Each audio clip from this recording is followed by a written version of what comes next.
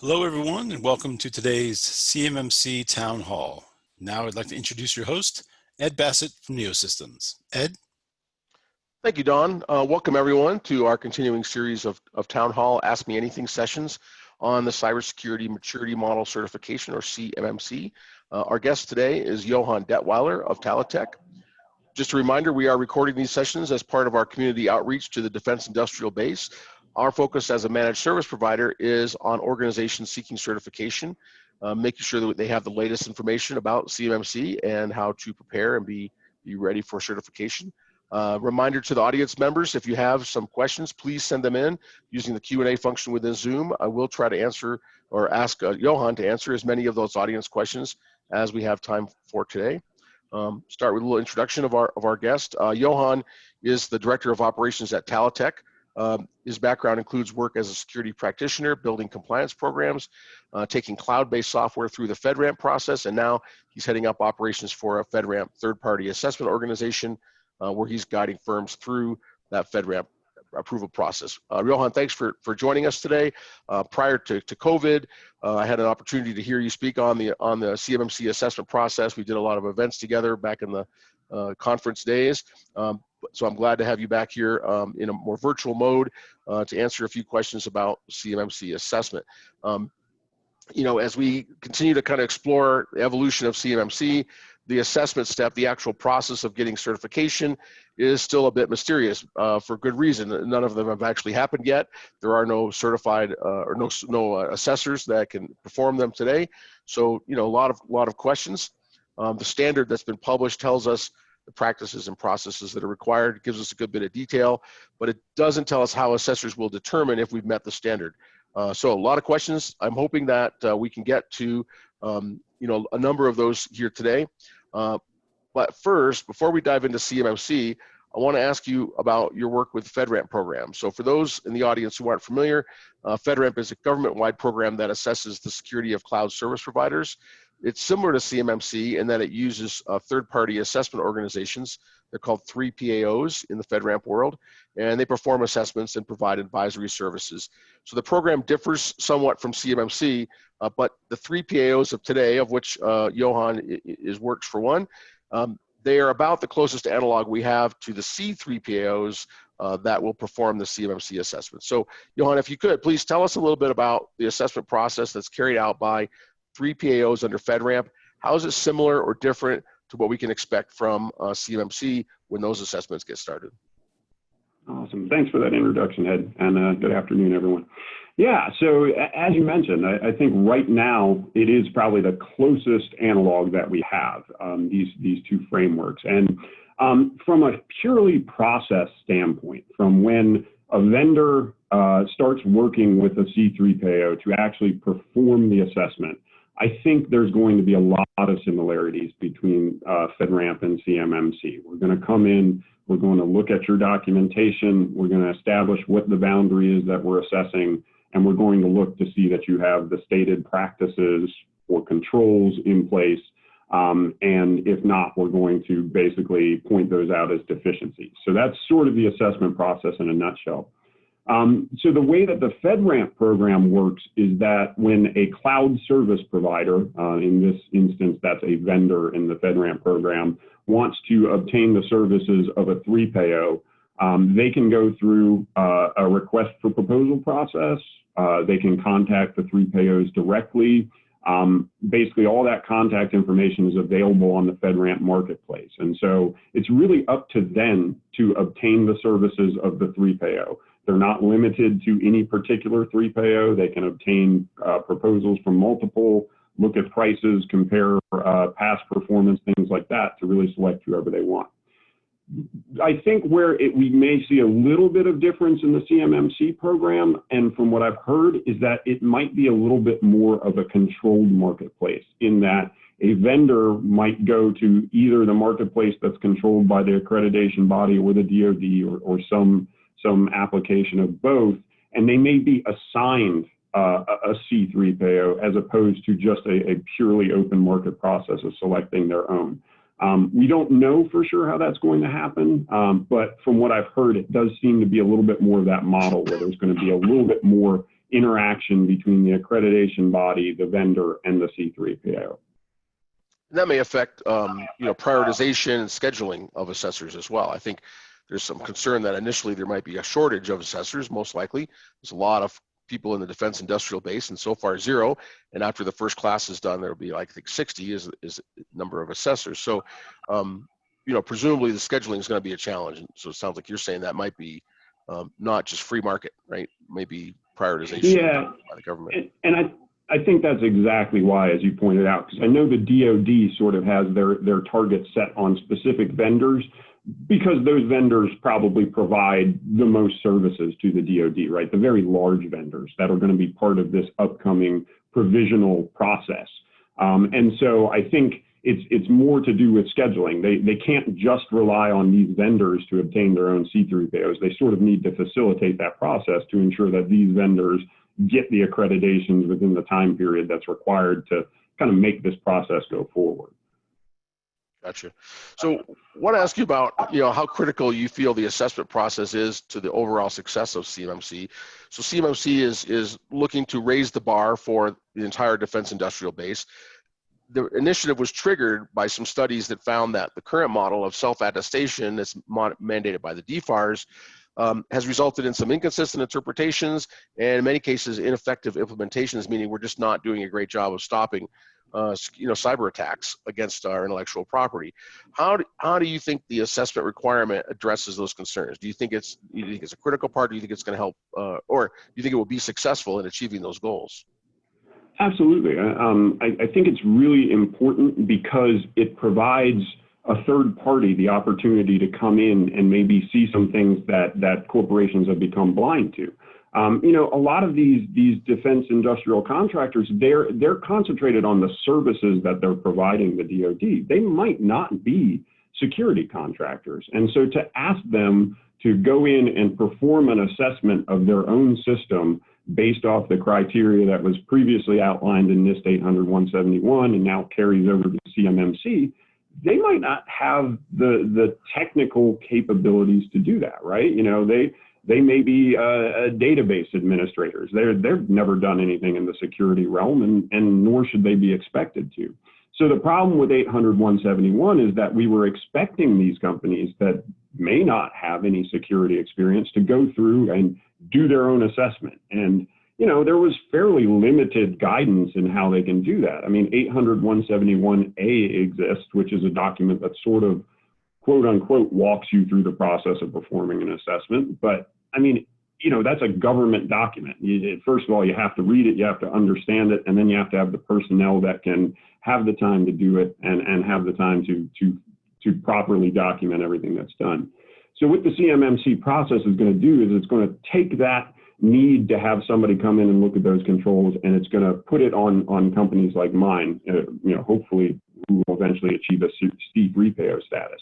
So we're going to independently come in and look at everything you've documented and just make sure that you have, in fact, implemented the practices according to the ways that you say you have. And then we're going to do some tests. We're going to, if you say that we review our access control list quarterly, well, we're going to ask to see some evidence of that. How do you review it quarterly? And can you show us who approved that and that it was, in fact, done in the most recent quarter? And then did you take actions after that review happened to properly, digest what you learned and remove accounts and things like that? So it's a little bit more of a hands-on process. And again, it's bringing in another set of eyes to make sure that you're not blind to possible security deficiencies that may exist in your system. Makes sense. Let's dive in a little bit to some of the details. You were just kind of hinting at how that assessment process actually works. So most of our audience has likely not undergone a cybersecurity focused audit or assessment in the past. So people who are in FedRAMP, cloud service providers, relatively small segment, right? So looking at the defense industrial base as a whole, most of these companies have not been through this. So CMMC will be their first experience with a third party coming in and looking at their security in this level of detail. What can they expect in terms of the process? What do the assessors do in terms of before the assessment, during the assessment, after the assessment? What's the high level look at that process? Absolutely. So once the contract has been signed and the assessors have been assigned their vendors, which again, that's kind of a little bit of a question mark. But once that happens and a vendor knows what assessor that they're going to be working with, really the start of the process and the way that I like to work is to take a look at the documentation that exists for your system. So in the CMMC process, we know that there are certain documents that have to exist to meet the practices, right? So if you're taking CMMC level 3, you're going to need a system security plan, you're going to need policies and procedures, you're going to need a resource security plan, and then there's some kind of secondary plans that will be highly beneficial to being able to demonstrate control implementation, practice implementation. The first thing that I do is really take a close look at that system security plan, because that really defines what it is that we're going to be looking at. That is the boundary. And the boundary, I cannot stress enough, is the most important thing in an assessment. Because as a vendor, you only want to expend resources to secure the hosts and the components that are within that boundary. If you don't have, if your component is outside of that boundary and will not be part of the assessment, don't spend all the extra dollars to put high-tech encryption or all kinds of access control. If you just have an HR system that's sitting off, not ever going to process CUI, don't expend resources making sure that it says secure as the hosts that do process CUI. So that boundary is super important. So we take a look at that, and then we put together what's called a security assessment plan. And that security assessment plan is going to outline everything that we're going to do in the assessment, what components we're going to be looking at, what tests we're going to perform, the personnel that are going to be involved, the personnel from the vendor's end that we're going to want to talk to, database administrators, system administrators, things like that, anyone that is responsible for implementing domains. And so we're going to develop that security assessment plan. We're going to give it to the vendor. We're both going to agree that we're on the same page, that we are looking at the right components, that the right types of tests are going to be done, and that everyone agrees. Once that security assessment plan is signed off on, we're going to go through and we're going to start doing our hands-on assessment.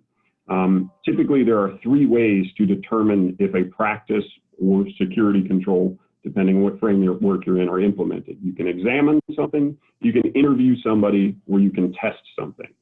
And so that is really going to be dependent on the assessment requirements of CMMC. Those have not been released yet, but based off the FedRAMP framework, pretty much every control or practice is going to require some combination of those. So, I'm going to examine your SSP to see that you have stated how the control is implemented. Then I'm going to interview your system administrator to make sure that if you have a boundary protection device, that it has been configured and that you do in fact have the proper rules in place. And then to test that, I might ask for a screenshot of the configuration page, or I might ask the system administrator to go in and open up the configuration of your border protection devices and show me how you're preventing certain traffic from coming through the system. So it's sort of utilizing that combination of those 3 processes to where we're going to go in, get very hands-on with your system, and determine if everything you say is implemented is in fact implemented. Once we've gone through that process, we're going to document everything we find in a security assessment report. The security assessment report summarizes everything that we did. Once again, we'll talk about the components that we looked at. If there were any components that were left out or had to be changed due to a requirement within the process, we'll note that. And then the major part of the security assessment report are going to be any deficiencies that we found. If you said you did one thing in your system security plan and we, through testing and interview and examining, determined that that was not being done or was being done differently or not being done in the requirements of the control or practice, we're going to note that, and we're going to provide you a recommended remediation so that you can address that, so that if you were to go through another assessment, or if you were to take care of it within the required assessment timeframe, that will be in fact considered in place. And that's sort of the assessment process in a nutshell. It really is based on that security assessment plan and security assessment report. Really excellent walkthrough, Johan. I appreciate it. And I did get a question from the audience. You mentioned system security plan. You mentioned resource security plan as one of the required documents. So can you explain what that is, what their CMMC requirement is for security plans that have resources identified? Yeah, so the resource security plan is specifically one of the practices that are required at CMMC level 3. And so that's an additional plan that's sort of that's a new introduction to the CMMC process. It's not actually required in many other frameworks. So this is sort of a new document. And unfortunately, again, I don't know what the assessment requirements are going to be. So the only thing I really know about the resource plan is based on what's been provided in the current CMMC requirements appendices document. And basically the resource plan, what it wants you to do is it wants you to go through all of the domains, the security families, the domains, and basically outline, okay, in the system security plan, we've said that this is how we're going to implement all these practices. Now, from a corporate organization standpoint, do we in fact have the capability to do that? And if so, what are those capabilities? You know, what personnel are we going to assign? What type of training might be necessary? You know, if we're going to an AWS environment, do we actually have the personnel that know AWS well enough to do it, or are we going to have to outsource that? And then, you know, financial constraints. Are there any financial constraints? Can we do this on the current budget? So that resource plan is kind of it's almost like the organizational version of the system security plan, if that makes sense. And as I understand it, the idea is to make sure that there are adequate resources assigned to make sure that the security practices get carried out, right? So having some place that the assessor can look to say, are those resources there? Have they been estimated what they are and then assigned so that we can expect these controls to continue and not just be sort of put up there for the auditor and then the next day there's nobody to do the work, right? And you know, the one thing to point out is that creating that resource plan is actually a very valuable tool for vendors because of exactly what you just said. Is that, you know, I think we should be doing this, but then when organizations actually go through the process of saying, okay, we're going to do this, well, who's going to do it, and do we actually have the resources to do it? So it's a very beneficial exercise to go through creating that plan. Agree. So you mentioned in that explanation, you mentioned looking at the boundary and understanding what's in scope, what's not in scope from a CMMC perspective. So one of the interesting bits about CMMC is that it's a certification that's issued at the corporate level, but the guidance we've gotten from the accreditation body is that the assessments will follow the data, meaning we'll look at systems that process the data. So for companies that are seeking level 3, say that they may decide to isolate their CUI and their FCI, controlled unclassified information, and their federal contract information, they may isolate that on a subset of their IT systems. Is it accurate to say that CMMC will not impose any requirements on the out-of-scope systems that don't contain any CUI or FCI? So some have conjectured that, you know, maybe level 1 would apply as a minimum to all systems within the company, regardless of the data. Others have expressed to sort of follow the data model that we've heard from the accreditation body. So as an assessor that's charged with certifying a company at the corporate level, not the system level, will you be looking at systems that don't store and process any federal data? Do those get any look whatsoever? So I'm gonna again lean on my FedRAMP experience, and I'm going to follow the data. My plan is to follow the data because in the CMMC requirements appendices guide, you have a lot of very system-specific controls, in my opinion. There are a lot of controls that do not apply to the corporation as a whole. Rather, they apply to an information system. When you're talking about access control, identification and authentication, securing communications and protecting communications, that's done at a system and component level. And again, the example I gave earlier of if you have an HR system that is never going to touch CUI, I see absolutely no need to include that component in the boundary of this assessment, because why spend money to encrypt something that doesn't need to be encrypted? Only encrypt and only spend resources on the components that are going to be defined in your system security plan as the components that will touch CUI and FCI. Now, that being said, there are corporation-wide controls. If you think about incident response, you have to implement incident response at the corporation level, right? You have to get the proper resources in place to deal with incidents when they happen. So it's possible that your incident response plan may not just apply to the particular components that are within the boundary. It may apply to your organization as a whole and include those components. And if that's the case, then yes, I'm going to look at your incident response across your organization. but it's still going to be a focus on those components that are defined within your boundary. And I suppose, you know, in theory, to be CMMC compliant, you could have an incident response plan that says, we only respond to incidents if federal data is involved, and if not, we'll just let the fires burn. I don't think most companies would go down that path, but I think it might be compliant technically, maybe just not wise from a cyber hygiene perspective, right? So right, exactly. I mean, you know, again, I wouldn't recommend it, but yeah, from my perspective, I'm concerned about the CUI. So if you're just saying, yeah, we're going to let the rest of the network burn down, and as long as this is good, we're good. You know, from a business perspective, I don't recommend it. From a purely compliance perspective, you could still be certified by that. Couple of audience questions about SSP and the resource security plan that you mentioned. So first question is, could those potentially be the same document? Could you have your systems plan and then identify the resources for each domain and how you're going to address that in the system security plan? Yeah, you could.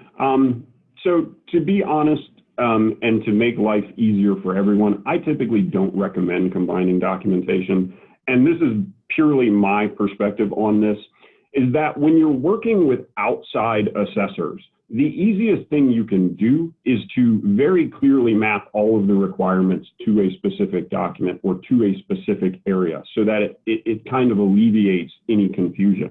Because the problem is that if you're doing that and you're the organization, you have a much more intimate understanding of your organization than the assessor is going to be afforded when they come in, right? Because all we're doing is coming in and we're learning your organization based on these documents.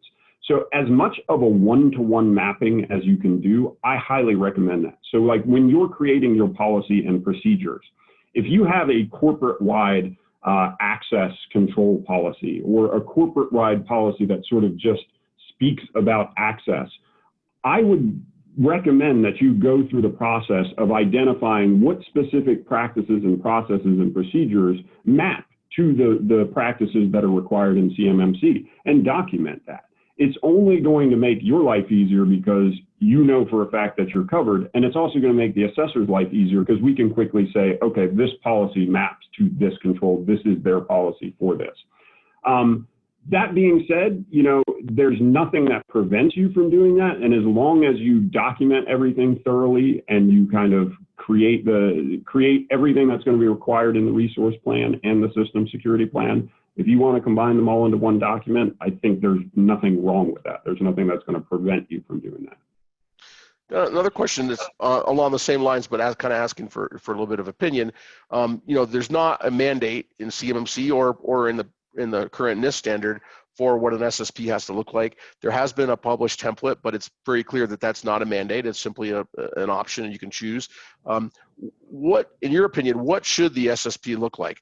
And I don't know if that question is intended to be, you know, Word document, Excel spreadsheet. I like Excel spreadsheets because I can slice and dice them and sort them, and I can't do that real easily in a Word document. I can count how many things are in place and how many things are not with a formula, right? So, so there's some opinions, I guess, on the structure, but in terms of, I mean, you kind of were giving your opinion on lumping a lot of stuff in there versus keeping things separate.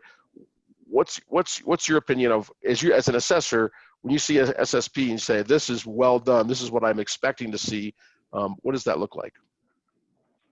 So again, format, you're right. I've seen every format under the sun, and I'm honestly not sure which one is better and which one's worse. I like Excel because, as you said, it's usually a little bit easier to search.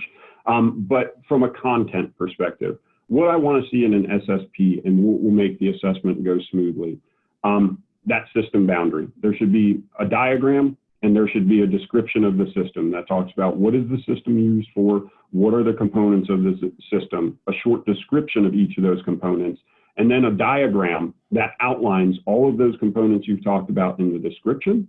You should also have an inventory, somewhere where you're tracking the inventory. If that's from a configuration management database, if that's an Excel spreadsheet, if that's just an embedded table in the Word document in the SSP, there should be an inventory that matches your system diagram and shows these are all the components that are processing FCI and CUI within the boundary. Those should all match, and they should all be seamless, and they should all be updated when you make changes to the system. The other really important thing that we want to see in the system security plan is an implementation statement for every practice within CMMC. So I should be able to go through, and for each of the 130 practices in CMMC, there's going to be a statement somewhere in the SSP that says, this is how we've implemented this practice. If it's not applicable, if it's being inherited from maybe an underlying infrastructure or platform provider, that's fine, but that should all be documented somehow in the SSP so that I can quickly go through my traceability matrix and understand what it is that your organization is doing to implement the control as stated.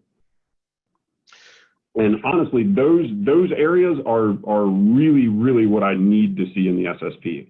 A lot of other information is kind of superfluous. It can be there. It's nice to have things like user information, maybe matrices, least privilege matrices, things like that. But those can all be separate documents or included in the processes. So really the SSP needs to have kind of what I outlined. Good info. So I want to ask about the concept of how good is good enough. CMMC has been built as an auditable standard. So this is a somewhat new concept, but it's similar to other standards we have at ISO and other places. The idea is that an assessor should be able to make a definitive determination if someone has met the standard or not, pass fail essentially, right? Without a lot of judgment required. And one aspect of this is there's no waiver or exception process. So traditionally, systems have had a plan of action and milestones, a POAM, where deficiencies are tracked and risks can be accepted by the accreditor. So CMMC keeps that. They have a POAM concept. In fact, it's one of the requirements under CMMC is that you have a POAM to track your vulnerabilities and deficiencies. But it has a caveat in the standard that says at the time of the certification assessment, there can be no open POAM items relating to the required practices and processes. Meaning to get certified, you need 100% compliance on all your systems for 100% of the requirements. What do you think this means in a practical sense? So assuming that security practitioners, historically, we've not all been able to achieve perfection in real world operational systems, right? There's always some things on the POAM. How will assessors handle this in the sense of deciding when you have met the standard, when you have not met the standard because you have something that is being worked on? So that's a great question, Ed. And really, I'm waiting any day now for them to walk that statement back, because from what I've seen, frameworks just don't work without the use of a POAM, right? Because think about patching, right? So if I run a scan on my system, 99.9% of times, I'm going to come up with at least a patch that needs to be addressed, right? And typically in the FedRAMP process, while you have a process in place, you still have to record those on your POAM. You still have to record patches as something that needs to be addressed on your POAM. So if I'm doing an assessment and there are patches that need to be applied or other vulnerability scan findings, I'm not exactly sure what that means in regards to, well, they have these open items on their POAM, can they still be considered compliant with CMMC? So I think the way that I've understood it, and I've heard some people talk about it, is what's going to happen is we're going to go through and we're going to assess all of the practices, and we're going to try and make determinations as if they're, whether or not they're in place. If you take things like vulnerability scans, my opinion is that, you know, if you have a POAM that's related to a vulnerability scan, the process, the practice is still in place. You're following everything that you need to do. So likely, even if that's on your POAM, we're still going to say the practice is in place. So we're still going to say that you're meeting all the requirements. Now, what happens if you don't have a practice in place? Like, what if, you know, you've neglected to implement the proper encryption on one of the components that needs to be encrypted, and that ends up going on the POAM? I think what's probably going to happen is there's going to be a period after the end of the assessment where the vendor is given the opportunity to address something that was in the assessment report prior to us sending that off to the accreditation body for certification. So basically, I hand you the security assessment report and you have a finding that needs to be addressed. Prior to us going into the engagement, maybe we agree that within 90 days or maybe 60 days or 30 days after the close of the assessment, you are going to remediate any of those findings.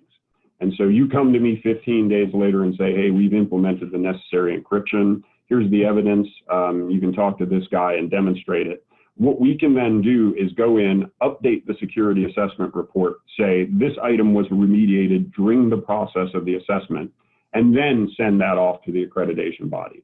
And so you will in fact have implemented all of the practices and processes required. I think that's most likely how the process is going to have to work, because it's very hard to be perfect right out of the chute. Yeah, I agree, and I don't think the assessment standard is not the CMMC standard is not worded that you necessarily, for instance, have to have 0 vulnerabilities in your scans. It says you have to have a scan and patch process. So then the question is, at what point is that scan and patch process considered effective enough to meet the requirements, and at what point is it not, right? So, so I think everybody would agree it's not a requirement that the scan produce a completely clean result showing no vulnerabilities on any systems, not the real world at all. But if you have been scanning, but maybe your historical data is missing one, so instead of scanning monthly, out of the last 12 months, you've only hit 11, did you meet the standard? Do you have a scan process? If your scan process is to do it monthly and you only did 11 out of 12, is that a POAM item? Probably for most companies, you'd say, yeah, we had a miss, and we need to take a corrective action to avoid that miss occurring in the future. So that's where I think it gets to a real gray area, and I think you shed some good light on where that may go. We're kind of at the end of our time, so I have kind of a closing question to kind of wrap things up, and you may have just answered this with your answer in terms of you expect them to maybe walk some of that back, but I'll ask it anyway. Maybe you have a different suggestion you want to throw in, but as a participant in the industry, active participant, I'm sure you have a lot of thoughts on what's right and wrong in the CMMC program. The team that's developing it, these guys are working really hard. They're doing a great job of getting a lot done in a hurry. They're also doing a great job of listening. There's been a lot of listening by the DoD, by the CMC accreditation body, to those of us who need to comply with their mandates. What's your number one piece of advice to the framers of CMMC as they move forward from, published standard that we've all been reading to actual practice, the real world that we really live in? What's your number one item? Yeah, it's to continue to take advice from the defense industrial base, the DoD, C3POs, vendors. I think one criticism maybe of the FedRAMP process is that at some point that wasn't happening as much as some people would have liked to have seen. And from what I've seen, I think the accreditation board is open to that. And as long as they continue along that path, take the provisional period that's coming up. It's going to be this 60-day period where they sort of do a blitz of assessments. They've said that after that period, they're going to go back and re-examine and say, hey, this worked, this didn't work, we need to fix that. I think that is a good faith showing that they're open, and they just need to continue to maintain that, because no framework is perfect. There's never been a perfect framework, and there are going to be things that work, and there are going to be things that just don't work at all. This POAM one is an example of, is that really going to be feasible? I mean, really, if you're trying to get a CMMC level 3 or level 5 and you have one minor thing wrong, you're really not going to be able to achieve certification. I don't know. I mean, to me, the POAM process is a process that leads to security. And so I think, they're going to have to make realizations once they go through and kind of experiment with the process and make updates. And as long as they continue to do that, I think it'll be a successful process. I appreciate your insight, and you've done a really great job today of breaking this down. Thank you for joining us. Audience members, thank you for joining. Thanks for the questions you sent in. We didn't get to all of them, but we will hopefully get some answers back to folks who asked some questions that we couldn't answer on the air. So again, thanks for your time and attention. Please join us for future town hall meetings. We are doing these on a weekly basis. Our next session will be the same time, 1 p.m. Eastern on Wednesday, August 26th. So we hope to see you then. Thanks a lot and have a good day. Thanks, everyone.